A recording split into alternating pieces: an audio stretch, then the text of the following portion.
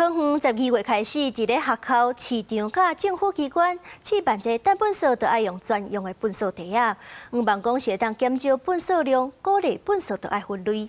不过，都有不少学校是发觉讲，这外人来粪扫拢来单粪扫拢无分类，互因真困扰。是按算这假日以后，就无要开放便扫互外人用。学生将班级的粪扫倒入粉红色的专用粪扫袋内底。桃园市政府推动粪扫减量，12月开始在学校、市场、甲政府机关试办粪扫费对袋仔征收的政策。学校大部分支持暗夜困扰，假日开放校园，若无分类的外来粪扫。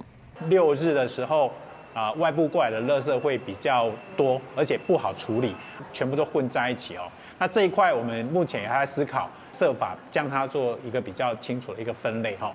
南市国小认为校园是粪扫减量资源循环教育的核心所在。学校伫暗暝10时粪扫对袋仔征收进程，已经将每日20到30公斤左右的落来叶仔透过内循环机制处理掉，确实落实生活教育，校园粪扫减量。